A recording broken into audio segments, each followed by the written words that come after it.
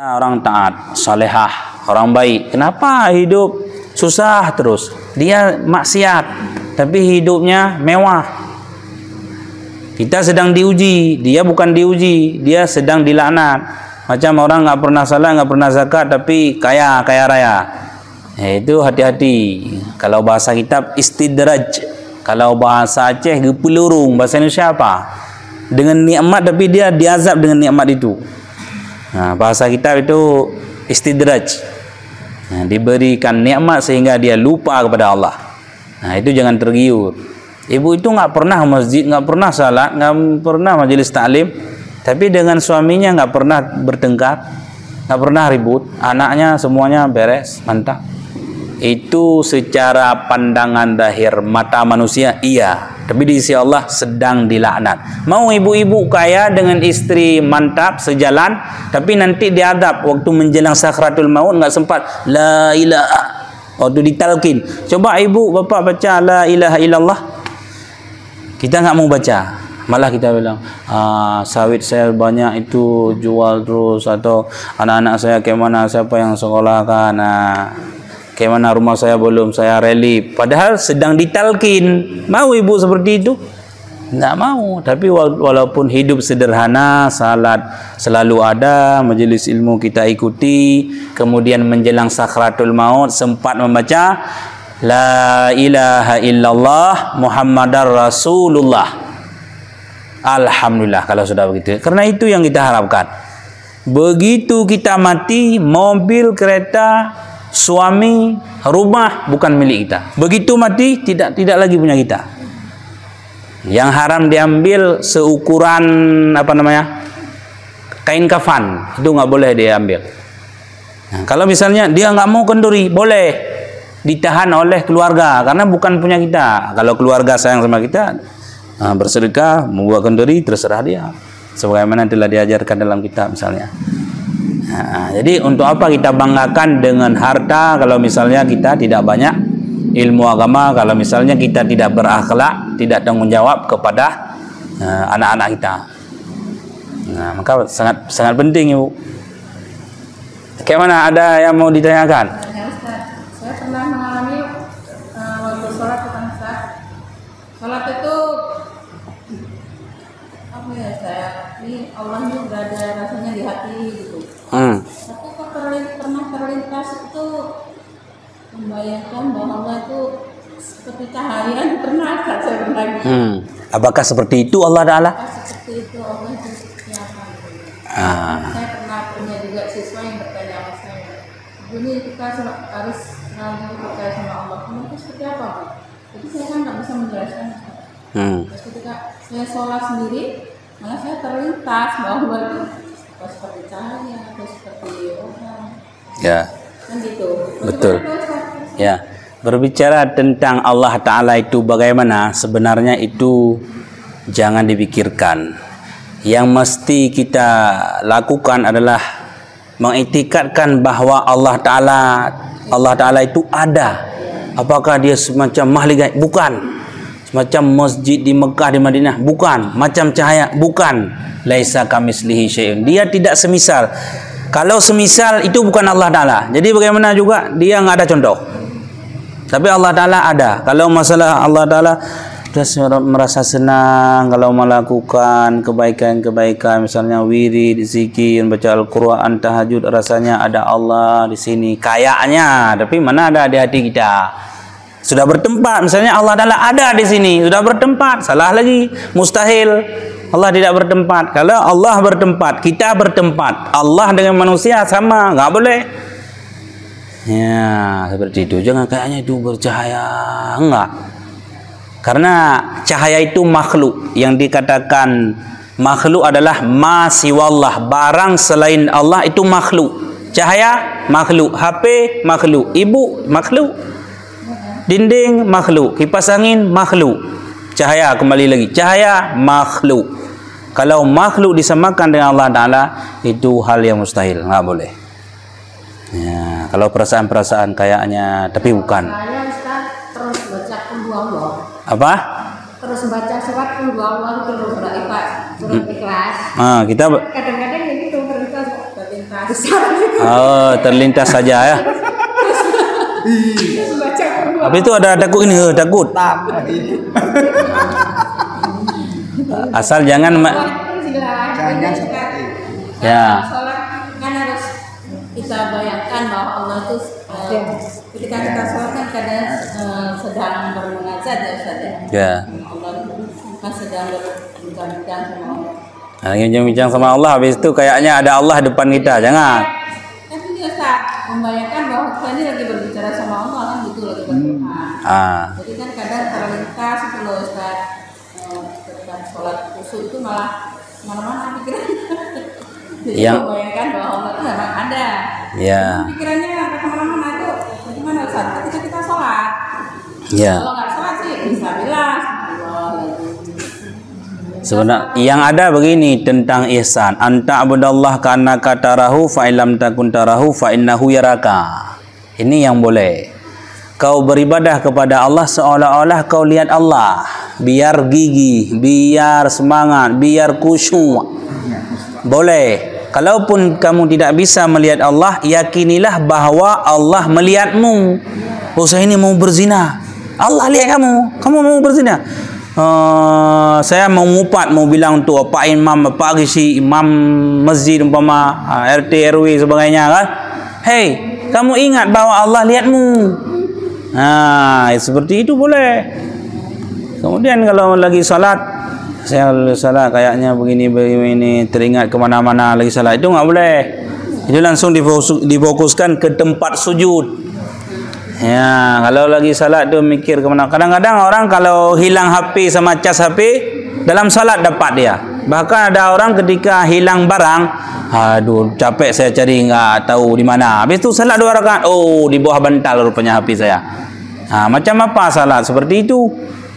Ya, gimana juga kalau salat itu caranya biar nggak kemana-mana pikirannya. Ini ada solusi ya. Yang pertama, lihat ke tempat sujud. Ke situ terus nembaknya. Yang kedua, ingat akan artinya. Contoh Allahu Akbar kan niat tadi. Kemudian Allahu Akbar kabira, Allah Maha besar lagi sempurna kebesarannya dan sebagainya. Kemudian baca a'udzubillahi minasyaitonir rajim. Aku berlindung kepada Allah daripada syaitan yang terkutuk. Baca lagi bismillahirrahmanirrahim. Dengan nama Allah lagi Maha Pengasih, Maha Penyayang. Alhamdulillah segala puji milik Allah.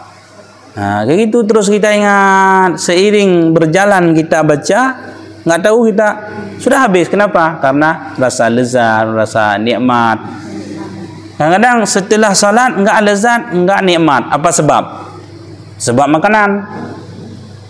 Pernah dengar cerita Abi Yazid Al-Bustami, seorang ulama besar, dalam kitab An-Nawadir halaman 48, Hukiya an Abi Yazid Al-Bustami annahu abdallah ta'ala sinina kasirah.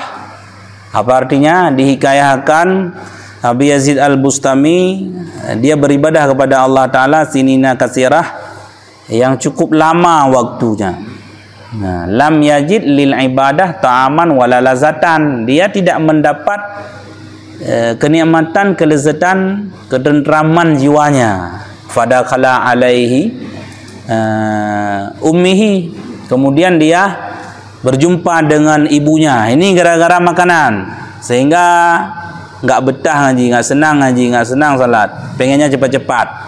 Ini apa sebab? Kadang kita bisa merasakan seperti itu. Tapi kalau ada konser, ada tempat hiburan, acaranya jam 8, kita jam 7 sudah datang, habis itu pengen pulangnya lama kalau tempat hiburan. Tapi kalau ngaji, aduh pengennya cepat-cepatlah. Kalau salat, Allah, assalamualaikum. Kadang-kadang kayak gitu. Nah, ini ada terpengaruh dengan makanan. Jadi Abi Yazid Al-Bustami itu ketika dia beribadah kepada Allah Ta'ala beberapa tahun tidak merasakan kelezatan, kenikmatan dalam beribadah, dia ngadu pada orang tuanya. Fadakhala alaiha, dia jumpa sama orang tuanya. Dia bilang ini lam yajid lil ibadah. ta'aman wala lazatan halawah. Selama-lamanya saya beribadah tapi tidak mendapat kelezatan. Hal tanawalat syai'an, fanduri hal tanawalat syai'an min ta'amin haram.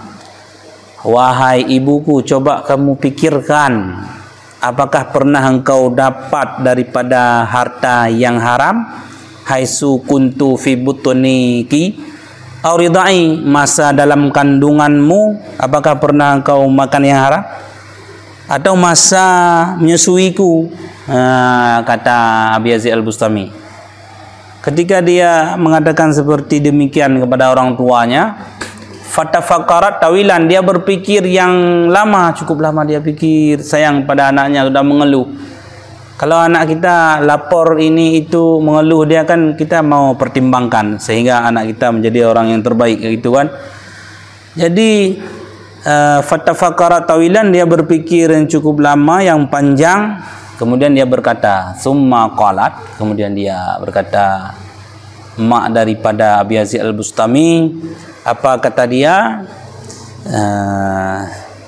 Haisu kunta fi butni, di saat kamu dalam kandunganku, ra'aita, saya melihat sepotong roti atau keju, saya naik di atas atap rumah, kemudian saya makan.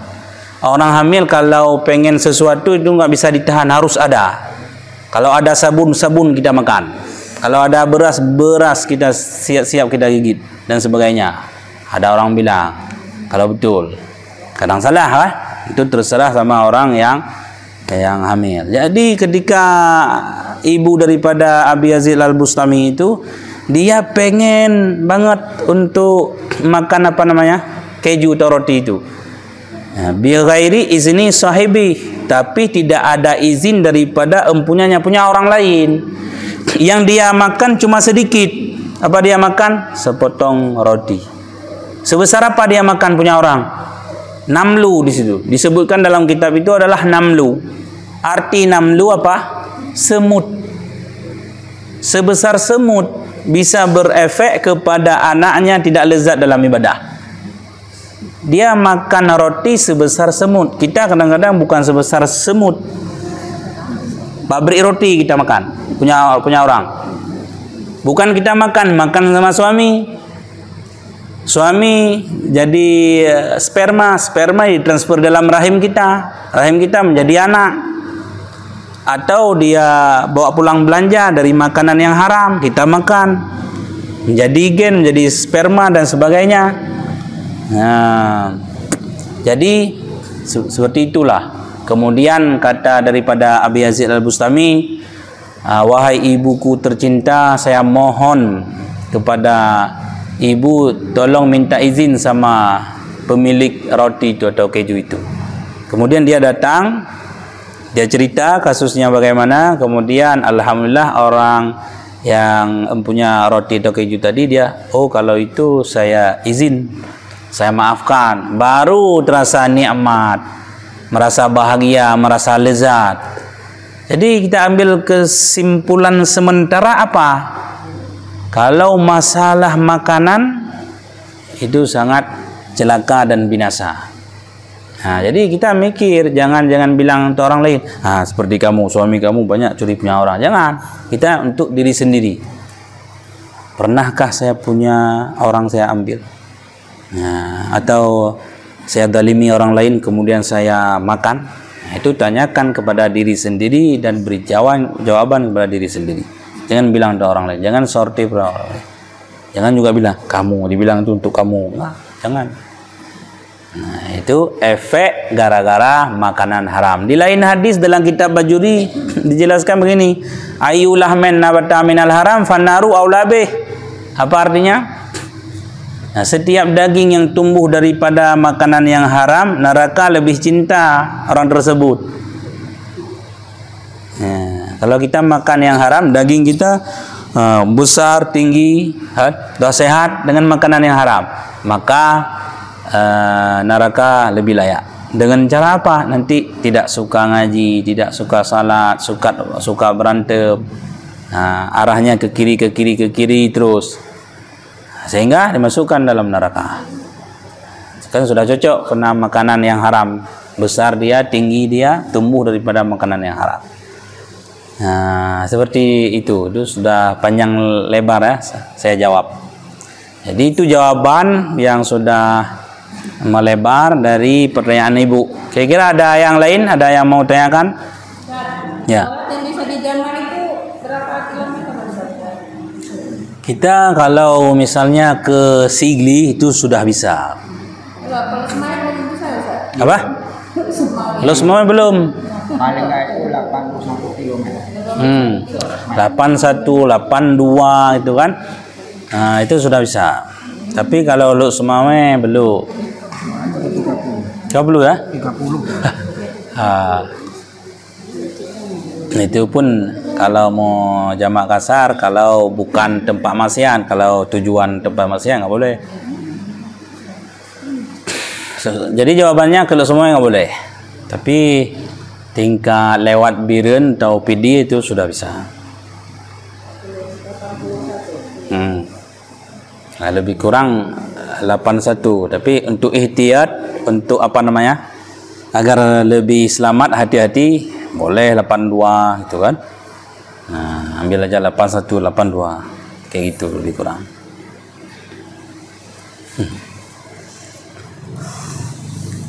Lain gimana? Saya tentu masalah sholat. Gimana Bu? Sholat di masjid kan kalau dengar adzan menjalan ini kalau di rumah masjid ini adzan kita sholat bisa. Ya hukumnya kan kurang baik, makruh. Kalau azan dengar azan dulu, habis itu baru salat. Nah, bukan nggak sah salat, nggak ada air wudu, nggak sah salat karena nggak ada doa orang. Nah, bagusnya dengar azan. Karena orang yang nggak mau dengar azan, apalagi sedang azan, sedang bicara yang tidak berfaedah, nanti kan dia apa namanya, dipalu telinganya pakai paku.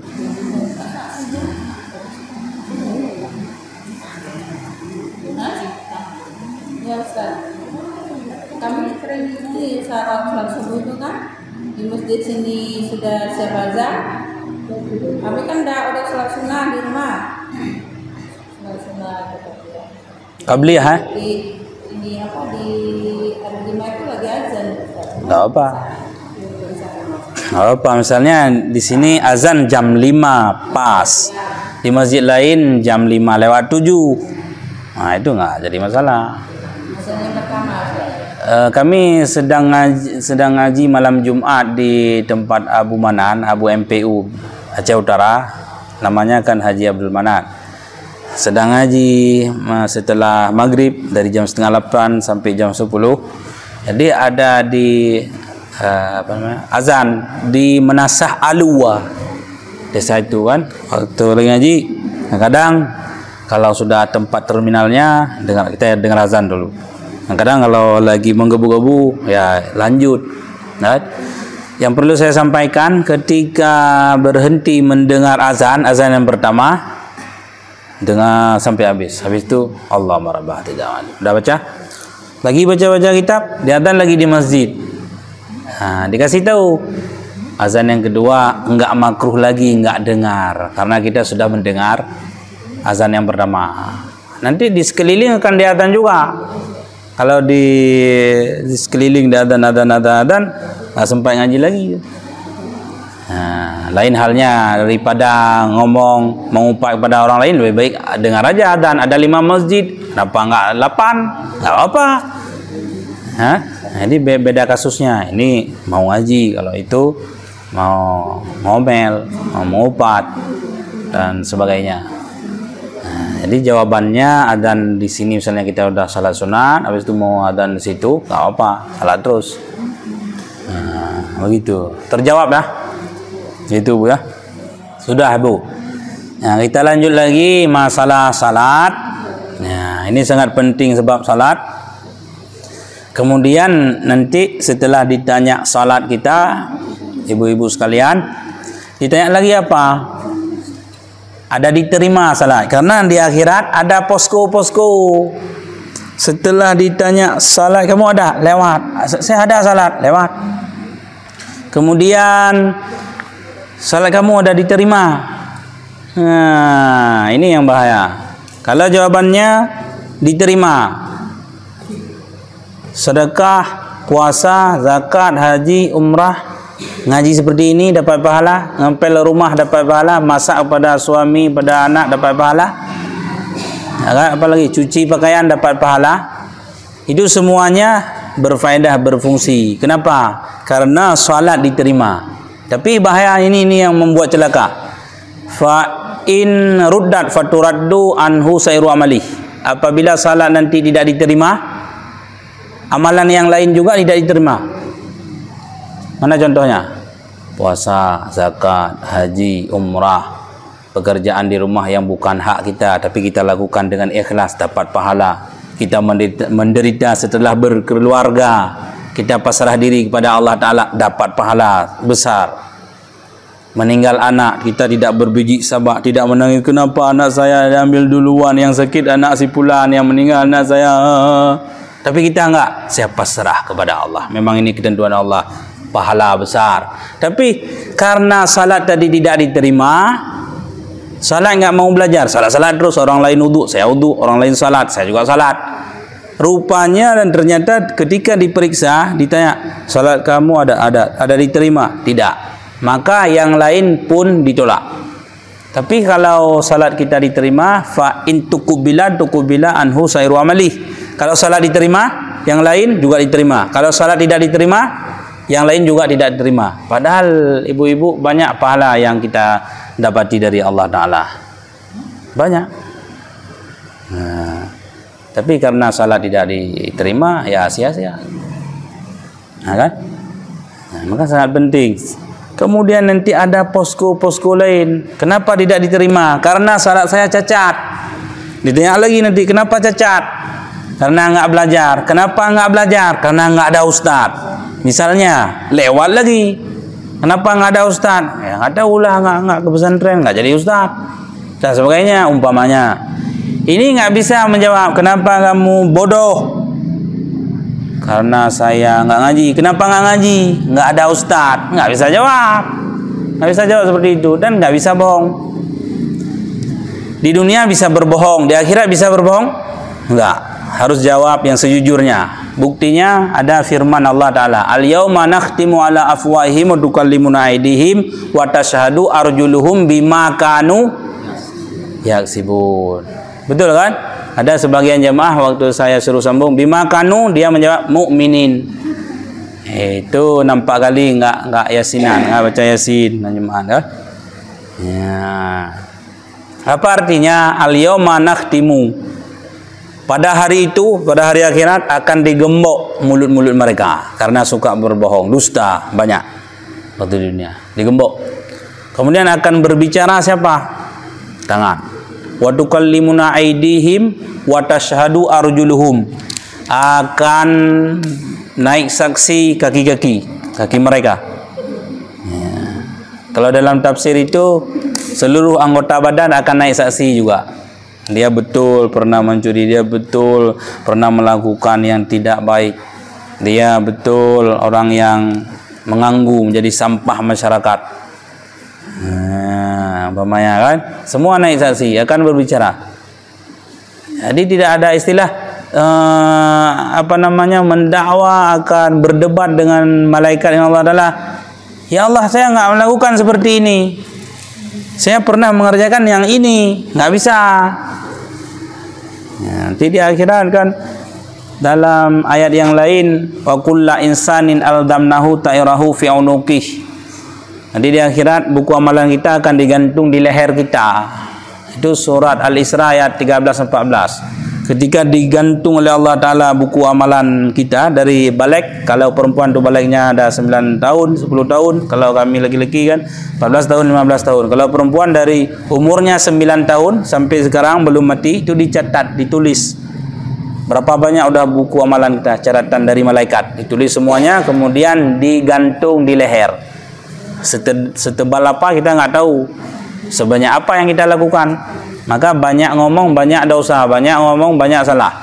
Orang yang diam, duduk di khalayak ramai, banyak dosa, ditulis nanti.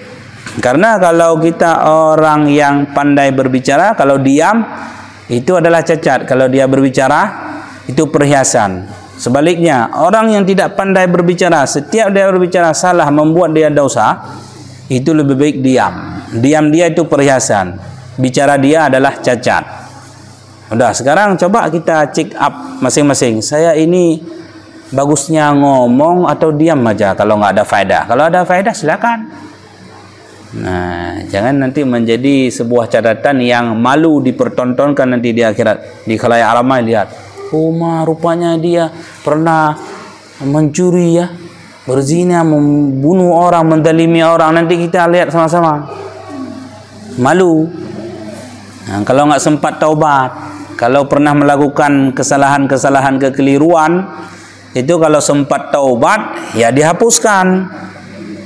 Nah, maka orang yang nggak sempat taubat itu semuanya akan membuat malu. Nanti apa lagi ditanya? Ditanya lagi kan tentang anak. Ibu-ibu ini kan ada anak. Walau kadang nggak ada anak. Nggak ada anak dalam ilmu Allah Ta'ala itu baik untukmu. Ada yang saya berikan anak, saya karuniakan anak, itu jelek untukmu. Dengan anak bisa menghantarkan kita ke neraka. Dengan tidak anak bisa menghantarkan kita ke surga. Ya, maka jangan bersedih bagi orang tidak dikaruniakan. Ya, cuma kita jangan ngomong-ngomong yang singgung tentang anak di depan orang tidak anak. Jangan kita ngomong di depan orang tidak punya rumah, tidak punya kereta, tidak punya mobil, tidak punya tangan, kaki. Jangan, itu tersinggung. Dalam fitrah manusia. Cuma saya singgung seperti itu, jangan sedih selalu kita, kenapa saya tidak dikaruniakan anak, apakah enggak sayang? Padahal dalam ilmu Allah Ta'ala, untuk kamu saya berikan anak, nanti bisa kamu masuk neraka gara-gara anak. Sekarang kita dikarunia anak, ini paling banyak di jamaah ini siapa? Ada yang 5, 6, 7, 8, 10. Orang dulu tuh sampai 1 lusin. Orang sekarang cuma 2, 3 orang, habis itu takut miskin. Itu salah pemahaman. Hah?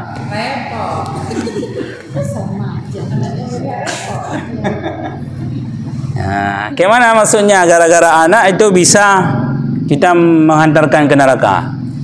Begini, dia salat, nggak ada urusan. Kalau sekolah, kalau dia nggak sekolah, kita pukul, kita ancam lagi. Habis itu kalau soal ngaji, kamu ngaji ya udah. Kalau masalah kerja, kita paksa, kenapa kamu nggak kerja? Kamu nanti mau makan apa? Kalau mati saya sama bapak kau, kita bilang sama dia, kita paksa. Kalau masalah agama, kenapa kamu nggak tutup aurat? Kenapa kamu di jalan itu pakai kereta, celana pendek, nampak es kondel, es menenten? Kenapa kamu nggak mikirkan? Kenapa kita nggak suruh sama dia? Kenapa kita tidak memerintahkan kepada anak-anak kita? Kemudian dia nggak salat subuh. Kalau ada pemimpin yang keliru, kita bicarakan, bukan main. Karena kita anggap itu adalah kesalahan. Kesalahan anak yang nggak salat subuh. Suami ada istri nggak salat subuh, nggak tutup aurat. Kenapa nggak dipermasalahkan? Nah ini aneh. Nah, kan? Salah di rumah, di luar rumah dipermasalahkan. Kesalahan yang berbulan-bulan bahkan bertahun-tahun dalam rumah, contohnya anak enggak salat, tidak kita jadikan masalah. Kayak mana? Apakah kita sedang dalam posisi keliru dan salah? Ya, maka jangan harap nanti, jangan mimpi masuk surga umpamanya ini mislu syik ghairu syik, contoh suatu bukanlah suatu. Jangan bersedih, jangan harap ibu-ibu, jangan bermimpi masuk surga. Ini kan ngaji, tadi salat subuh, bentar lagi kita berjamaah duduk di sini, ini besar pahalanya. Ini 1 detik saja 70 rakaat, bagaikan kita salat sunat 70 rakaat duduk di majelis ilmu. Banyak pahala kan? Gugur dosa orang tua lagi. Kadang-kadang kita lepas daripada api neraka gara-gara duduk di majelis taklim. Tapi ada anak sekarang tidak salat, sekarang sedang buka aurat, sedang melakukan hal-hal yang tidak diinginkan dalam agama. Nah, jadi sia-sia. Jadi kayak mana juga kita salat, suami salat, kita mengaji, suami mengaji, anak juga demikian. Karena sangat berurusan nanti, sangat bermasalah nanti kalau anak kita tidak ngaji, tidak salat, tidak berakhlak. Nah, sekarang kita tanyakan kepada diri sendiri, anak saya nggak ngaji, berarti saya masih dalam bingkai dosa. Anak saya alhamdulillah dikaruniakan oleh Allah Ta'ala 4, 5, 6 orang, dia jujur, adil, jadi pemimpin. Habis itu dia selalu salat, tidak terbuka aurat, alhamdulillah. Dia orangnya sabar, berakhlak, beradab. Kalau ada majelis ilmu dia tetap mengikuti, alhamdulillah. Nah, jadi yang saya katakan tadi celaka dan bisa menghantarkan ke neraka gara-gara anak. Dan kita bisa masuk surga gara-gara tidak ada anak. Cuma urusin diri sendiri aja. Anak nggak bisa urusin karena nggak ada anak. Suami bukan urusan kita. Suami pemabuk, suami main chip umpamanya, main judi, buka aurat, mendalimi orang, umpamanya ya. Kita menjadi perempuan yang salehah. Ya, ini tidak tertahan, nggak menjadi penghalang untuk masuk surga. Ibu masuk surga. Nggak ada urusan dengan anak karena nggak dikarunia anak, nggak ada urusan dengan suami karena ibu bukan pemimpin. Yang pemimpin itu adalah suami, bukan istri. Nah, sesekali asyik dong menjadi orang yang tidak ada anak, nggak dikarunia anak. Cuma kita kadang berpikirnya lain, ya kan? Kenapa saya nggak ada anak? Seperti si fulan anak ada enak. Apa enak? Nggak salat, nggak puasa, nggak ngaji, nggak segala perintah Allah dia lakukan, segala larangan. Mana ada anak? Anak enak itu kan pandangan di sisi manusia, di sisi Allah nggak ada. Ya, lain halnya begini, nggak celaka dan tidak menghantar kita ke neraka. Kita salat, kita ngaji, kita puasa, kita bersedekah semuanya. Dan anak pernah kita perintahkan, kita suruh, nak tutup aurat. Nggak sayang sama mama, nggak sayang sama papa, biar kita sama-sama nanti masuk surga. Ngajilah, tutup aurat lah. Jangan bunuh orang, jangan zalimi orang, jangan kau bawa pulang yang haram itu. Salat kamu tiap hari, kita bilang seperti itu. Tiap hari kita bilang, tiap saat. Nah, itu dah terlepas. Enggak masalah lagi nanti di akhirat. Kalau dia protes nanti, ya Allah ya Tuhan, mama saya, ayah saya masuk surga, enak-enak dia beribadah. Kamu ada disuruh? Ada, tapi saya nggak mau. Kalau misalnya dia jawab kayak gitu, oh, itu ditempeleng oleh mereka. Tanpa dia, berarti kan hari hangat tem sih. Gitu. Nah,